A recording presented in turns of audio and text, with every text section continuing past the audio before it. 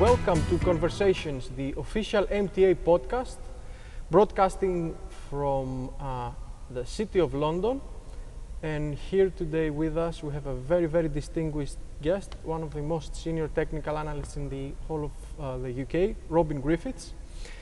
Robin is part of the global macro team and chief technical strategist for Echo Group, and is one of the most respected technical analysts of the world, stock markets, bond, currencies and commodities with 48 years of investment experience. Mr. Griffiths worked at Kazanov in 2008 as a technical strategist, providing strategic input, marketing support, primarily to the private wealth management. Prior to joining Kazanov, he was chief technical analyst at HSBC for over 20 years. And prior to that, Mr. Griffiths was at WI Car, where he became a technical analyst and developed his own trading system, analyzing stock and stock market trends. Without further ado, we'll be speaking to Robin. Robin, welcome to the show. Thank you. As usual, my first question is in order to get to know a bit more about the presenters here at the MTA is, would you be able to give us some information about your, for example, your educational background before getting involved with technical analysis? Yes. How did you start out? Well, it was important because I originally became a mechanical engineer with Lucas, where I learned how to make machine parts, and learned regression analysis there, because you don't measure every nut and bolt that comes off a production line. You measure 1 in 1,000 and keep them within tolerances. So this process was in my mind before I even joined the city. Once I'd qualified as an engineer, I realized I didn't want to be an engineer. So I then went to university and read economics. And that led into Phillips and Drew in 1966.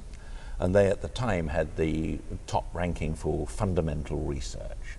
So of course you read Benjamin Graham's book and were a good fundamental analyst.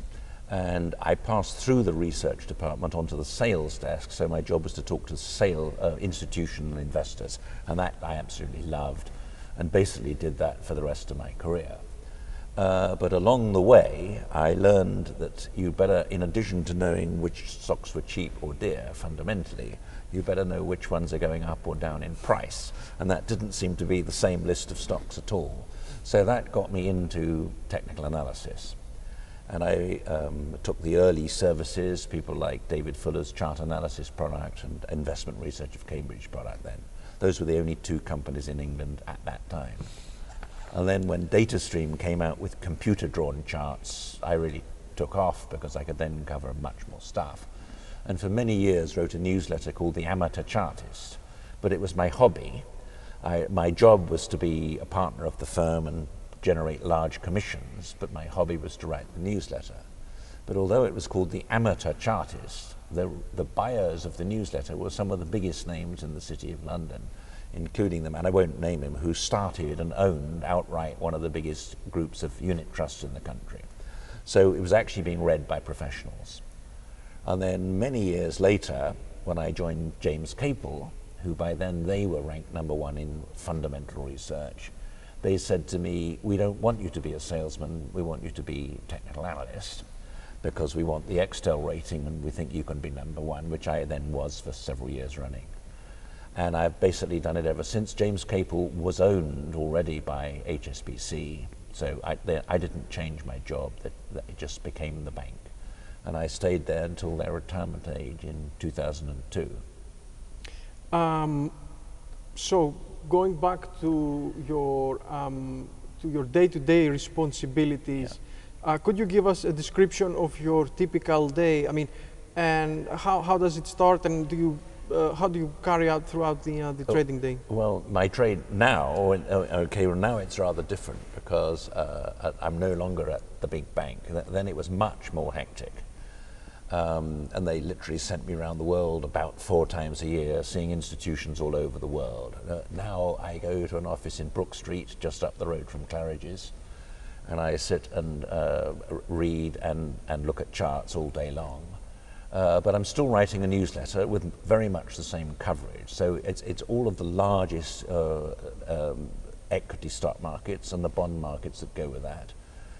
Some commodities, but mainly gold and oil rather than general commodities, and then currency cross rates as well. The main business of the ECU group is currency trading. So the trading goes on. I put my 2 pennyworth into the mix for the trading currencies, but I'm also writing the global newsletter, which looks exactly the same as the amateur chartist used to look 40 years ago. And okay, going back to the newsletter, your research material, could you give us a brief description of your favorite tools and techniques? Yeah. Well, the one that got me into the business in the first place was regression analysis. You've got to remember, this is before, I think Mr. Bollinger was still in school in short trousers.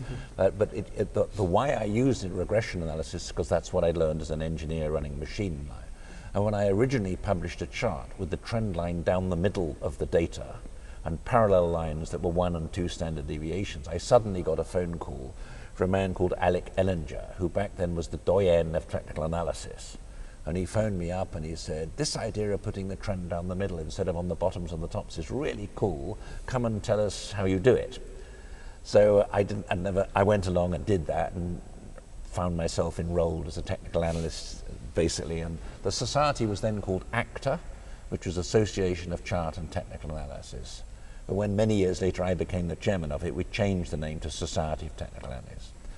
And so the regression analysis is what got me into it. The second thing was, I realized fairly early on you had to know where to start your regression lines from. And when I worked on that, I realized that the trends were cyclical and that the cycles that I was looking at, relatively long-term cycles, were in fact driven by the underlying economy. And then I remembered my degree course and the book by Joseph Schumpeter on business cycles. So I've spent my life saying, if those cycles in Schumpeter are correct, and there's a lot of economic data available so we know where we are in those cycles, then I can draw you a map of where we would be on the stock market. And so all my presentations are called Mapping the Markets, always have been, basically, and I've just continually keep it up to date. And if I understand, you also wrote a book called Mapping the Market. Absolutely, yes, which is published in the Economist magazine series, so their label is on the front of it. And that explains my full methodology. And when you come to the stocks within an individual market, of course, you get this cyclical thing, but you also get relative strength. So that's always been a part of it. The basic trend, relative strength, and a certain amount of pattern recognition. But I never force the patterns onto an unwilling chart. Either the moving averages make this shape, double top, triple top, whatever, or they don't make it. And if they don't make it, I need to know why. There's usually a reason you can find for why. Okay, so hypothetically, if I gave you a chart of the FTSE, of the S&P 500, how would you exactly begin analyzing it? Well, firstly, is the long-term trend up or down? And you can either use something as simple as the 200-day moving average, any index that's above its 200-day moving average, or if you're using Ichimoku charts, is it above the cloud? It's in a bull market. And it is indeed still in a bull market. However, when you then come, how long has this bull market been going on? The answer is it's on borrowed time already. Normally they end way before this one, at least a year earlier, and I'll explain that in more detail later. Secondly, what is the structure within the market? What is performing? And one of the worrying things is, and this applies to the US market as well, the great leaders of the real companies, IBM, Walmart, to name 2 Americans who've had figures recently, are doing terribly badly. Their prices are falling. There's been distribution going on. And what's holding the market up are the few stocks with no earnings, with names like Tesla, Netflix, etc. This is usually a very dangerous sign. It's enough to keep the index rising for a bit longer, but it's a sure sign that all other things being equal, you're near a top. The only thing that is very different this time from anything else in my previous history is we've never had quantitative easing before, which is of course designed to stop the market falling, and it can push it into a bubble and take the market to ridiculous levels well, it's possible that it will do that. I personally don't think it will, but it's possible. But if you were just sticking to the old-fashioned technical analysis, you'd say we're still in a bull market, but we are dangerously near a high, from which quite a nasty fall could take place. You mentioned about Schumpeter. Other than the aforementioned, which other would you characterize as your top influences? Two other authors, for example, could you name 2 or 3 names? Yes. Or 3 books? Originally, when I got into technical analysis, it was point and figure charting. So the book was Edwards and McGee. That was for many years referred to as the Bible of technical analysis. But I fairly quickly on preferred time series charts. And as I say, as soon as DataStream made it available on a computer, I was away.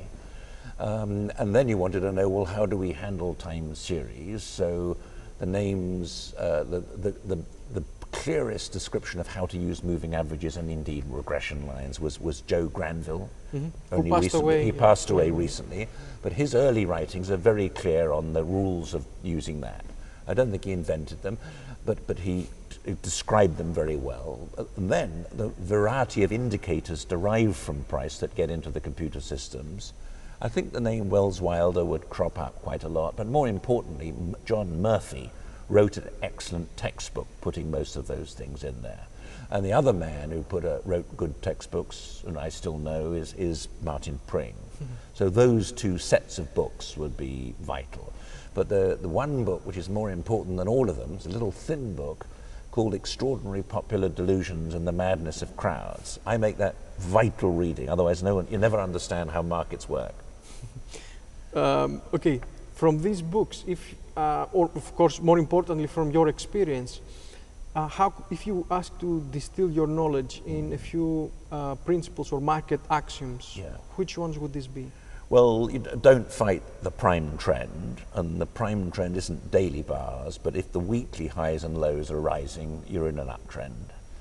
If you've got a cross of a short moving average above a long, or the regression line is rising, I used to measure the rate of rise of the trend line, and if that was going at more than 0.5% per week, that had real momentum, you could back it. So I would divide trends into quintiles: strong, very strong, neutral, and then weak and very weak. So it was a quintile system. But what you back, you were safest backing the very strong rather than the merely strong. And then you start to do your relative strength on individual stocks on the same basis. Top down.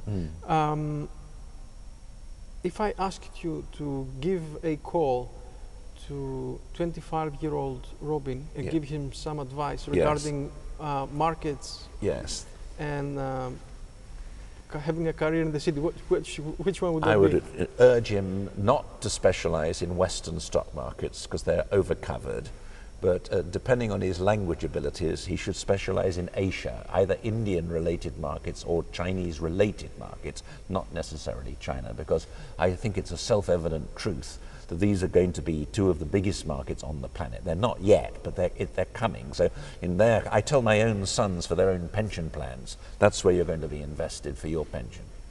Brilliant. And fun fact, what does Robin do outside of his working hours? I know that you're a very, very keen sailor. I have 2 passions, sailing and skiing. So I have to ski every winter or I get upset. And I sail regularly, and I've just finished sailing the whole way around the world. That's likely to be a bit of a one-off, but I like to sail winter and summer otherwise for shorter distances. If I'm not mistaken, you were also a record holder in sailing? Yes, back in the 80s, courtesy of Sir Robin Knox-Johnson, I was able to crew for him on a catamaran called British Airways, and we raced from America to England, and at the time that was the record. Brilliant. And on a last note, although personally I know the story about it, but would you would be kind enough to tell us about your involvement in the IFTA? Yes. Well, back in 1988, I was at the time the chairman of the British Society of Technical Analysts, and there were only 2 other big societies in the world. The MTA was one, and then the Nippon Technical Analysts Association was the other. And there was a conference in Tokyo, which technically wasn't an IFTA conference. And what that conference decided is, should there be a body called IFTA to coordinate the global work and also to encourage younger countries to start societies of their own. And there was a vote that indeed there should be such a society. And if there was going to be one, the first chairman would be Ralph Akampora. But how on earth was it going to pay for itself? And that's when I put my hand up and said, I will run a conference in London, and if you all come to support it, of course it'll make a profit, and I'll donate the profit to IFTA to get it cashed up. And although we're going back to 1989, in British pounds we made a profit of £30,000 in that. That's a lot of money. It may not have been equaled in more recent times, because doing better than breaking even is quite hard to do. But anyway, that was where the initial money came from to get IFTA running, and it's never looked back, really. Brilliant. Okay. Robin, thank you very much. That's a wrap. And I'd like to thank you very much for the opportunity of this interview. Thank you. It will be a pleasure to watch you in the presentation about world investment strategies. This is Alex Piroglu for the MTA broadcasting from London. See you next time.